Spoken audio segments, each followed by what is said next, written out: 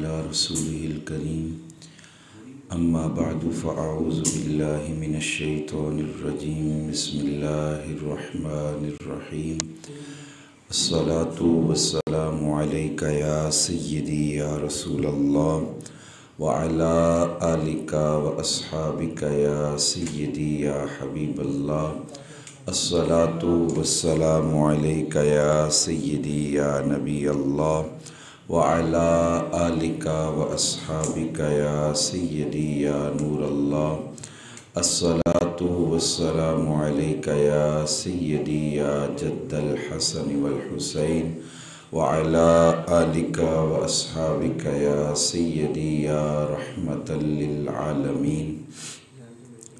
برادران اسلام، کل کی نشست کے اندر معاشرتی برائیاں اور ان کا حل سورۃ الحجرات کی روشنی میں عرض کرنے کی سعادت حاصل کی۔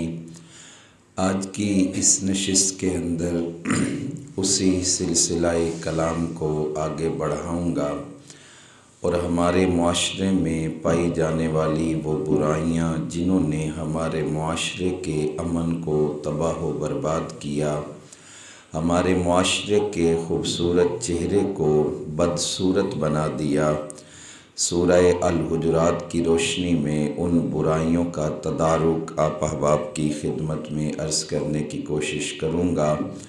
اللہ کی بارگاہ میں یہ دعا ہے کہ ہمیں قرآنی تعلیمات پر عمل کرنے کی توفیق عطا فرمائے۔ برادران اسلام، سورہ الحجرات میں چوتھے نمبر پہ جس معاصر اور معاشرتی برائی کا تذکرہ کیا گیا وہ ہے ایک دوسرے پر عیب لگانا یا ایک دوسرے کی عیب جوئی کرنا۔ اگر ہم سورہ الحجرات کا مطالعہ کریں تو اللہ کریم ارشاد فرماتا ہے لا تلمزوا انفسکم، کسی ایک انسان کو جائز نہیں کہ وہ کسی دوسرے انسان پر عیب لگائے یا تانا دے۔ اللمز جو ہے اس کا مطلب ہوتا ہے عیب لگانا یا تانا دینا، تو کیا ارشاد فرمایا اور نہ عیب لگاؤ ایک دوسرے پر، نہ عیب لگاؤ ایک دوسرے پر، یعنی کسی بھی اپنے مسلمان بھائی کے بارے میں ایسی بات نہ کرو جو اس کو سخت ناپسند ہو۔ اس کی وجہ یہ ہے کہ مومن ایک جسم کی طرح ہے، ایک جان کی طرح ہے۔ اللہ کے محبوب صلی اللہ علیہ وآلہ وسلم نے جب تمام کے تمام مسلمانوں کو جسم واحد قرار دیا ہے تو کوئی بھی ایسا معاملہ جو اس جسم کے اندر دراڑ پیدا کر دے یا اس جسم کے کسی ایک عضو کو خراب کر دے، اللہ کے محبوب صلی اللہ علیہ وآلہ وسلم نے اس سے منع کیا ہے۔ تو ارشاد فرمایا کہ تم ایک دوسرے پر عیب نہ لگاؤ۔ حدیث مبارکہ کے اندر نبی کریم صلی اللہ علیہ وآلہ وسلم آپ نے بھی یہی بات ارشاد فرمائی۔ ارشاد فرمایا کہ قیامت کے دن ایسے لوگ ہوں گے جو بہت لعن طعن کرنے والے ہوں گے، جو دوسروں پر ملامت کرنے والے ہوں گے، جو دوسروں کے عیب لگانے والے ہوں گے۔ تو اللہ کے محبوب صلی اللہ علیہ وآلہ وسلم نے ارشاد فرمایا کہ ایسے لوگ قیامت کے دن نہ گواہ ہوں گے، نہ شفیع ہوں گے، نہ ان کی بات کو سنا جائے گا اور نہ ہی ان کی سفارش کو قبول کیا جائے گا۔ تو ایسے لوگ جو کسی پر عیب لگاتے ہیں یہ بڑا کبیح اور بڑا مذموم عمل ہے۔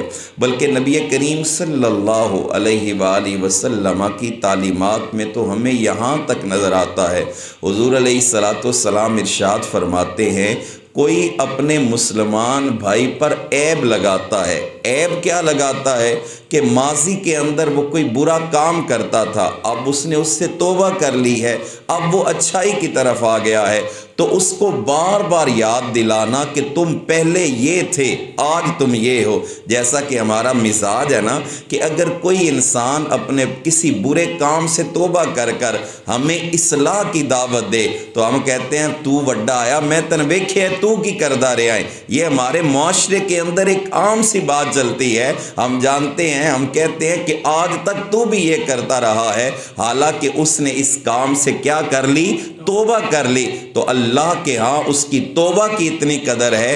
حضور سرور کائنات صلی اللہ علیہ وآلہ وسلم آپ ارشاد فرماتے ہیں کہ اگر ماضی کے اندر کسی مسلمان کے کسی عمل پر کوئی قدغن لگا کر اس کو عیب دلاتا ہے تو جب تک وہ خود وہ کام نہیں کر رہے گا تب تک اسے موت نہیں آئے گی، یعنی مرنے سے پہلے خود اس کام کے اندر ملوث ہوگا پھر موت آئے گی۔ تو کتنی بڑی وعید ہے۔ ایک تو آپ نے اپنے مسلمان بھائی کا دل دکھایا، اس پر عیب لگایا، یہ الگ سزا ہے۔ دوسرے نمبر پہ آپ نے اپنی عاقبت کو خراب کیا، تو اس لیے ارشاد فرمایا لا تلمزوا انفسکم، ایک دوسرے کے اوپر عیب نہ لگاؤ، ایک دوسرے کے اوپر تانا زنی نہ کرو۔ پانچویں نمبر پہ ارشاد فرمایا وَلَا تَنَابَزُوا بِالْأَلْقَابِ، اور ایک دوسرے کو برے ناموں سے مت پکارو، برے القابات سے مت پکارو۔ اللہ کے محبوب صلی اللہ علیہ وآلہ وسلم چونکہ ایک جاندار اور خوبصورت ترین معاشرہ تشکیل دینا چاہتے ہیں، اللہ کی بھی یہی منشا ہے، اس لیے ہر اس چیز کو کھول کھول کے بیان کیا جو کسی بھی معاشرے کے حسن کو گہنا دینے والی ہے۔ تو اللہ کے محبوب صلی اللہ علیہ وآلہ وسلم آپ نے بھی اپنے صحابہ کرام کو منع فرمایا کہ وہ کسی کو کسی کے القابات یا ایسے نام سے یاد نہ کریں جو نام کیا ہو اس کو مذموم ہو۔ آپ اندازہ کیجئے کہ ہماری شریعت کا حسن کتنا ہے۔ اگر کسی انسان کا قد چھوٹا ہے، کیا ہے؟ قد چھوٹا ہے، تو اس کو چھوٹے قد والا اس انداز میں کہنا کہ اس سے حقارت نکل رہی ہو، تو اللہ کے محبوب صلی اللہ علیہ وآلہ وسلم نے اس سے بھی منع کیا ہے۔ ام المومنین حضرت سیدہ عائشہ صدیقہ رضی اللہ تعالیٰ عنہ، آپ نے حضور نبی کائنات صلی اللہ علیہ وآلہ وسلم کی کسی اور زوجہ کا ذکر کیا، ان کا قد چھوٹا تھا تو اس حوالہ سے گفتگو کی، تو اللہ کے محبوب صلی اللہ علیہ وآلہ وسلم آپ نے ناراضی کا اظہار کیا اور آپ نے ارشاد فرمایا کہ جائز نہیں ہے کسی کو اس کے ایسے نام سے پکارا جائے جو اس کے نزدیک مستحسن نہ ہو۔ اسی طرح اگر کوئی کانا ہے تو اس کو از راہ مذاق کانا کہنا، کوئی اندھا ہے تو اس کو از راہ مذاق اندھا کہنا شریعت نے کیا کیا ہے؟ اس سے بھی منع کیا ہے۔ اس کی وجہ یہ ہے کہ آپ جس کو برے القاب سے یاد کر رہے ہیں اس کی دل آزاری ہوتی ہے، اور شریعت کسی مسلمان کو حق نہیں دیتی کہ وہ کسی مسلمان کی دل آزاری کا مرتکب ہو۔ نبی اکرم صلی اللہ علیہ وآلہ وسلم تو یہاں تک فرماتے ہیں المسلم اخو المسلم، مسلمان تو وہ ہے جو دوسرے مسلمان کا بھائی ہے۔ اور اسی طرح ایک اور دوسری حدیث میں ارشاد فرمایا کہ من سالم المسلمون، المسلم من سالم المسلمون من لسانہ و یدہ، مسلمان تو وہ ہے جس کے ہاتھ اور جس کی زبان سے دوسرے مسلمان محفوظ رہیں۔ تو اس لیے ارشاد فرمایا کہ لا تنابزوا بالالقاب، ایک دوسرے کو برے القابات سے نہ پکارو۔ آگے نبی کریم صلی اللہ علیہ وآلہ وسلم کے غلاموں، چھٹے نمبر پہ سورہ الحجرات میں جس برائی کی طرف اشارہ کیا گیا وہ ہے بدگمانی۔ کیا ہے؟ بدگمانی، اپنے کسی مسلمان بھائی کے بارے میں اپنی رائے غلط تصور کر لینا۔ ہو سکتا ہے آپ جو سوچ رہے ہیں حقیقت حال اس کے بالکل برعکس ہو، یا حقیقت حال بالکل اس سے متصادم ہو۔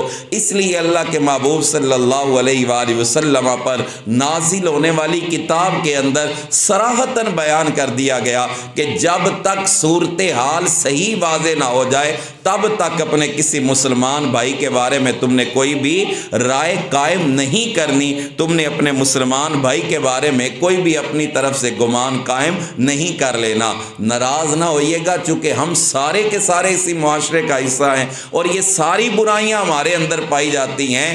ایک لمحہ نہیں گزرتا ہمیں کسی مسلمان کے بارے میں کوئی ذرہ برابر بھی ایسی چیز مل جائے جو خلاف توقع ہے یا خلاف امر ہے تو ہم رائے قائم کرنے کے اندر دیر نہیں لگاتے۔ اگر کسی کو اللہ نے مال کی وسعت عطا فرما دی ہے تو ہم بیٹھے بیٹھے سوچنا شروع کر دیتے ہیں کہ یار کل تک تو یہ غریب تھا، لگتا ہے راتوں رات اس نے کوئی ڈاکہ ڈالا ہے اس لیے اس کے پاس دولت آ گئی۔ اگر کسی کے پاس کوئی گاڑی آ جاتی ہے تو ہم کہتے ہیں کہ اس نے ضرور کسی سے چھینی ہوگی۔ تو یہ ہے بری رائے قائم کرنا، اپنے مسلمان کے بارے میں بدگمان ہونا۔ تو اللہ کے محبوب صلی اللہ علیہ وآلہ وسلم نے اس برائی سے بھی بچنے سے حکم دیا ہے۔ بلکہ سورہ الحجرات کی روشنی کے اندر اگر دیکھا جائے تو ارشاد فرمایا یا ایھا الذین آمنوا اجتنبوا کثیرا من الظن، اے ایمان والوں زیادہ بکثرت بدگمانیوں سے بچا کرو، ان بعد الظن اسم، بے شک بہت زیادہ بدگمانی یہ گناہ ہے۔ مسلمان بھائی کے بارے میں ہر وقت اس سوچ کے اندر رہنا کہ اس نے یہ کیا، فلاں کیا، ایسے کیا، ویسے کیا، یہ کیا ہے؟ بدگمانی ہے۔ اللہ کے محبوب صلی اللہ علیہ وآلہ وسلم نے اس سے منع کیا۔ بلکہ حضرت سیدنا ابو ہریرہ رضی اللہ تعالیٰ عنہ آپ کی روایت کردہ حدیث مبارکہ آپ احباب کی خدمت کے اندر عرض کرتا ہوں، نبی کریم صلی اللہ علیہ وآلہ وسلم نے ارشاد فرمایا اے میرے غلاموں اپنے آپ کو بدگمانی سے بچاؤ۔ کیا کرو؟ اپنے آپ کو بدگمانی سے بچاؤ، کہ بدگمانی بدترین جھوٹ ہے۔ سب سے برا جھوٹ ہی یہی ہے کہ تم بدگمانی میں مبتلا ہو کر اپنے کسی مسلمان بھائی کے بارے میں ایسی رائے قائم کر لو جو حقیقت اور صورتحال سے بالکل مختلف ہو۔ اور آگے ارشاد فرمایا ایک دوسرے کے ظاہری اور باطنی عیب مت تلاش کرو، ایک دوسرے کے ساتھ لالچ والا معاملہ نہ کرو، حسد نہ کرو، بغض نہ کرو، اور ایک دوسرے سے روگردانی نہ کرو، اور اے اللہ کے بندوں تم آپس میں بھائی بھائی بن جاؤ۔ تو اس حدیث کے اندر کتنی تفصیل سے اللہ کے محبوب صلی اللہ علیہ وآلہ وسلم نے ہمیں بھائی بھائی بننے کا حکم دیتے ہوئے یہ ساری کی ساری برائیوں کا ذکر کر دیا، تاکہ کوئی بھی مسلمان کسی کے حوالے سے نہ بدگمان ہو، نہ کسی کی طرف سے کوئی لالچ رکھے، نہ ہی حسد رکھے، نہ ہی بدگمانی رکھے۔ جب یہ ساری کی ساری چیزیں ہمارے ذہنوں میں سے نکل جائیں گی تو پھر معاشرہ خوبصورت ہو جائے گا، بہترین معاشرہ ہو جائے گا، اور بہترین معاشرے کا قیام ہی در حقیقت اللہ کی بھی رضا ہے اور اللہ کے محبوب کی بھی رضا ہے۔ اب آگے چلتے ہیں 7ویں نمبر پہ، بڑی اہم بات جو معاشرے کے اندر ایک برائی پائی جاتی ہے اس کا ذکر کیا، وہ یہ ہے کہ ایک دوسرے کی ٹوہ میں رہنا، کھوج کے اندر رہنا۔ اللہ کریم نے قرآن پاک کے اندر ارشاد فرمایا وَلَا تَجَسَّسُوا، کسی کے تجسس میں نہ پڑو، کسی کی ٹوہ میں نہ پڑو کہ کوئی کیا کر رہا ہے، کیسے کر رہا ہے، کیوں کر رہا ہے۔ فطرتی طور پر ہر انسان ہی کمزور ہے اور ہر انسان کے اندر کوئی نہ کوئی کمزوری پائی جاتی ہے۔ آپ اس کمزوری کی تلاش میں نہ رہیں۔ آپ کو دین اس بات کی اجازت ہرگز نہیں دیتا کہ آپ کسی کی ٹو کریں یا کسی کا سراغ لگائیں یا اس کے پوشیدہ جو معاملات ہیں اس کو اجاگر کریں۔ شریعت نے ان تمام کی تمام باتوں کو کیا کیا ہے؟ منع کیا ہے۔ بلکہ شریعت آپ کو جاسوسی کا حکم نہیں دیتی۔ شریعت کہتی ہے کہ اگر کسی کا کوئی معاملہ ایسا آپ کی نظر میں آیا ہے جو معاملہ عند اللہ و عند الرسول مستحسن نہیں، تو آپ بجائے اس کو آر دلانے کے پردہ پوشی کر کے اپنے مسلمان بھائی کو سمجھا دیں۔ اور یاد رکھیے گا جو اپنے کسی مسلمان بھائی کے عیب اچھالتا ہے وہ گناہگار ہے، لیکن اگر کوئی پردہ ڈالتا ہے تو اس کا کتنا بڑا اجر ہے۔ اللہ کے محبوب صلی اللہ علیہ وآلہ وسلم آپ ارشاد فرماتے ہیں کہ جو کوئی مسلمان اپنے کسی مسلمان بھائی کے پردہ ڈالتا ہے، اپنے کسی مسلمان بھائی کے معاملات کو دیکھ کر پردہ پوشی کرتا ہے، کل قیامت کا دن آئے گا اللہ اپنے اس بندے کے گناہوں پر پردہ ڈال دے گا۔ جو دنیا میں پردہ پوشی کرتا ہے اللہ آخرت کے اندر اس کی پردہ پوشی کرے گا۔ تو یہ وہ معاملہ ہے جس کی طرف ہمیں حکم دیا گیا کہ وَلَا تَجَسَّسُوا، کسی کی ٹو نہ کرو، کسی کا عیب نہ ٹٹولو، کسی کے سراغ میں مت رہو، کسی کی جاسوسی مت کرو۔ اللہ کے محبوب صلی اللہ علیہ وآلہ وسلم آپ نے اپنی تعلیمات کے اندر ایک نہیں متعدد مقامات کے اوپر اس سے منع کیا ہے۔ ہاں جنگی حالات کے پیش نظر اگر کوئی ایک ملک کسی دوسرے ملک کی جاسوسی کرتا ہے یا ٹو میں رہتا ہے تو یہ معاملہ برعکس ہے، لیکن ایک مسلم معاشرے کے اندر ایک مسلمان کسی دوسرے مسلمان بھائی کے عیب تلاش کرتا ہے یا اس کے اوپر جاسوسی کرتا ہے تو اس کو قطعاً اس بات کی شریعت اجازت نہیں دیتی۔ تو ارشاد فرمایا کہ تم کسی کے عیوب نہ ٹٹولو، ولا تجسسوا، کسی کا جاسوسی نہ کرو۔ اور آگے 8ویں نمبر کے اوپر ارشاد فرمایا ایک دوسرے کی غیبت نہ کرو۔ اب یہاں پہ میں تھوڑی سی تفصیل کے ساتھ آپ احباب کا تھوڑا سا وقت لے کے اس کو تفصیلاً بیان کروں گا کہ یہ جو ہے غیبت کرنا یہ کیا ہے۔ یقین کریں کہ یہ ہمارے معاشرے کی وہ بھیانک ناک صورت ہے جس نے ہمارے معاشرے کو تباہ و برباد کر دیا ہے۔ ہر انسان دوسرے انسان کے متعلق بدگمان بھی ہے، غیبت بھی کر رہا ہے۔ اللہ کے محبوب صلی اللہ علیہ وآلہ وسلم نے اس سے منع کیا ہے، بلکہ اس سے بچنے کی حتی الامکان اللہ کے محبوب صلی اللہ علیہ وآلہ وسلم نے دعوت دی ہے۔ اللہ کریم نے قرآن کے اندر سورہ الحجرات کے اندر کیا بیان کیا؟ وَلَا يَغْتَبْ بَعْضُكُمْ بَعْضًا، تم میں سے کوئی ایک کسی دوسرے کی غیبت نہ کرے، کوئی ایک کسی دوسرے کی غیبت نہ کرے۔ اب یہ غیبت کتنا بڑا جرم ہے۔ ارشاد فرمایا أَيُحِبُّ أَحَدُكُمْ أَن يَأْكُلَ لَحْمَ أَخِيهِ مَيْتًا فَكَرِهْتُمُوهُ، کیا تم میں سے کوئی اس بات کو پسند کرتا ہے کہ وہ اپنے کسی مرے ہوئے بھائی کا گوشت کھائے؟ کتنی بڑی سزا ہے۔ کیا تم میں سے کوئی پسند کرتا ہے کہ وہ اپنے کسی مرے ہوئے مردار کا گوشت کھائے؟ فَقَرِهْتُمُوهُ، جسے تم ناپسند کرتے ہو۔ وَاتَّقُوا اللَّهَ، اور اس معاملے میں کیا کرو؟ اللہ سے ڈرتے رہو۔ اب غیبت کس کو کہتے ہیں اور بہتان کس کو کہتے ہیں یہ سمجھنے کی بات ہے۔ اگر آپ اپنے کسی مسلمان بھائی کا وہ عیب یا وہ بات بیان کرتے ہیں جو اس کے اندر موجود ہے، کیا ہے جو اس کے اندر موجود ہے، لیکن جس کے متعلق آپ وہ بات کر رہے ہیں وہ انسان موجود نہیں ہے، پیٹھ پیچھے آپ بات کر رہے ہیں، یعنی ایسے بندے کی بات کر رہے ہیں جو آپ کی مجلس کے اندر موجود نہیں، لیکن جو بات کر رہے ہیں وہ اس کے اندر موجود ہے اور وہ بری بات ہے، تو اس کو کیا کہیں گے؟ غیبت۔ اس کو کیا کہیں گے؟ غیبت کہیں گے۔ اگر وہ بات اس کے اندر موجود نہیں ہے تو اس کو بہتان کہا جائے گا۔ اللہ کے محبوب صلی اللہ علیہ وآلہ وسلم نے بہتان سے بھی بچنے کا حکم دیا ہے اور غیبت سے بھی بچنے کا حکم دیا ہے۔ نبی کریم صلی اللہ علیہ وآلہ وسلم نے اپنی احادیث کے اندر اس حوالے سے بھی ارشاد فرمایا کہ دیکھیں غیبت کے متعلق قرآن کے اندر یہ آیا ہے کہ اللہ کے محبوب صلی اللہ علیہ وآلہ وسلم کے غلاموں کو بتایا جا رہا ہے کہ یہ غیبت کرنا ایسے ہی ہے کہ جیسے تم اپنے مردار بھائی کا گوشت کھا رہے ہو۔ نبی اکرم صلی اللہ علیہ وآلہ وسلم کی ایک حدیث مبارکہ حضرت انس بن مالک رضی اللہ تعالی عنہ آپ روایت فرماتے ہیں، سرکار کریم صلی اللہ علیہ وآلہ وسلم آپ فرماتے ہیں جب میں معراج کی رات اللہ کے حریم ناز میں حاضر ہونے کے لیے جا رہا تھا تو حضور علیہ السلام نے ارشاد فرمایا میرا گزر ایسے لوگوں سے ہوا۔ اب حضور علیہ السلام نے اس حدیث کے اندر مشاہدات معراج کو بیان کیا ہے تو اللہ کے نبی صلی اللہ علیہ وآلہ وسلم فرماتے ہیں کہ ایسے لوگوں سے میرا گزر ہوا جن کے ناخن پیتل کے تھے۔ کس چیز کے ناخن تھے؟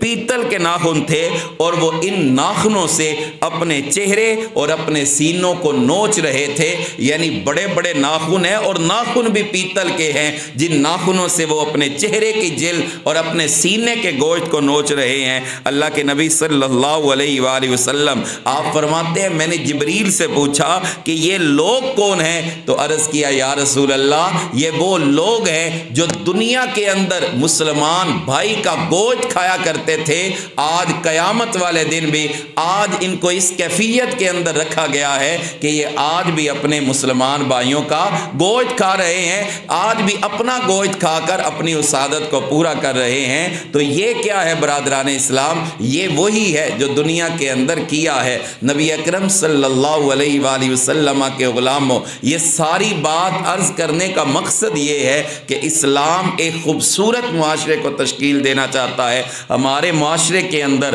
بدگمانی حد سے زیادہ پائی جاتی ہے، ہمارے معاشرے کے اندر ایک دوسرے کو برے نام سے پکارنا یہ روٹین کا میٹر بن چکا ہے، ہمارے معاشرے کے اندر جاسوسی کرنا، کون کیا کر رہا ہے اس ٹو کے اندر رہنا، یہ بھی ایک معمول کا کام ہے۔ اور یہ ایسی برائیاں ہیں جن کو ہم برائی بھی تصور نہیں کرتے۔ اب غیبت کرنے والے کو بھی پتہ نہیں ہوتا کہ وہ غیبت کر رہا ہے، اور در حقیقت وہ اس غیبت کی ایسے گھناؤنے کام کے اندر نبی اکرم صلی اللہ علیہ وآلہ وسلم آپ کی اگر احادیث مبارکہ دیکھی جائے تو حضور نبی کائنات صلی اللہ علیہ وآلہ وسلم نے اس غیبت کے بارے میں کیا کیا بات ارشاد نہیں فرمائی۔ بندہ جب دیکھتا ہے پڑھتا ہے تو بندے کے ہوش اڑ جاتے ہیں کہ اتنی سخت سزا ہے، لیکن ہم پھر بھی باز نہیں آتے کیونکہ اسلام خوبصورت معاشرہ تشکیل دینا چاہتا ہے۔ اگر آپ چاہتے ہیں کہ آپ کا بھی حصہ اس معاشرے کی خوبصورتی کے اندر ڈلے تو آپ نے کیا کرنا ہے؟ اللہ نے سورۃ الحجرات کے اندر ان جن برائیوں کی طرف ہماری رہنمائی کی ہے، ہم نے اس سے بچنا ہے۔ بلکہ میں تو اپنے اسٹوڈنٹس کو بھی یہ بات کہتا ہوں کہ اللہ کریم نے سورہ الحجرات کو چارٹر آف لائف کے صورت میں ہمارے اوپر ہمارے پیارے آقا صلی اللہ علیہ وآلہ وسلم پر نازل کیا ہے، جس کے اندر زندگی گزارنے کے تمام تر اصول و ضوابط بیان کیے گئے ہیں، اور بالخصوص یہ جو 8 چیزیں ہیں ان کو بیان کر کے ارشاد فرما دیا اگر چاہتے ہو معاشرہ بہتر ہو جائے ان 7 اور 8 چیزوں سے اجتناب کر لو، نہ غیبت کرو، نہ حسد کرو، نہ چغلی کھاؤ، نہ بدگمانی کرو، نہ برے القابات، نہ ایک دوسرے پر فخر کرو۔ جب یہ کرو گے تو معاشرہ بھی خوبصورت ہوگا، اللہ بھی راضی ہو جائے گا، اللہ کا محبوب بھی راضی ہو جائے گا۔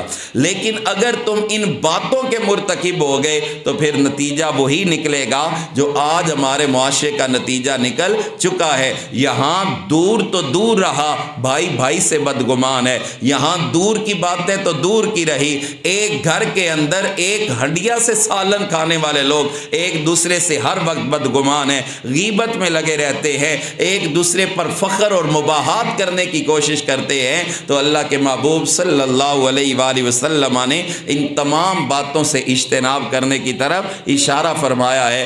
بس یہی آرزو، یہی تمنا اور یہی دعا ہے اللہ کی بارگاہ میں کہ ہمیں ان تمام بری باتوں سے بچنے کی توفیق عطا فرمائے۔ اللہ کریم ہمیں وہ مسلمان بننے کی توفیق عطا فرمائے جو مسلمان حقیقت کے اندر مسلمان کہلانے کے لائق ہو۔ آپ صحابہ کرام کی زندگی کو دیکھیں نا، خدا کی عزت کی قسم صحابہ کی زندگی اتنی خوبصورت نظر آتی ہے کہ جتنے بھی معاملات ہیں کرنا تو دور ہے، ان کی سوچ بھی اس طرف نہیں جاتی۔ اس کی وجہ کیا ہے کہ اللہ کے محبوب صلی اللہ علیہ وآلہ وسلم آپ نے ان کا تزکیہ کیا تھا۔ ایک مرتبہ نا حضور سرور کائنات صلی اللہ علیہ وآلہ وسلم کی بارگاہ ہے تو کسی نے کسی مسلمان صحابی کے بارے میں صرف اتنا کہہ دیا کہ یہ کالی ماں کا بیٹا ہے۔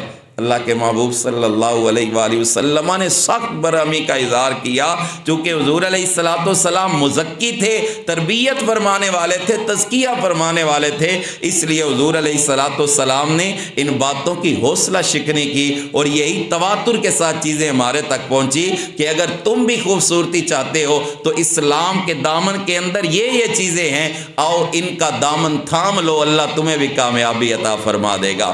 اللہ ہم سب کو اسلام کی تمام تر تعلیمات کو اپنانے کی توفیق عطا فرمائے۔ وما علینا الا البلاغ المبین۔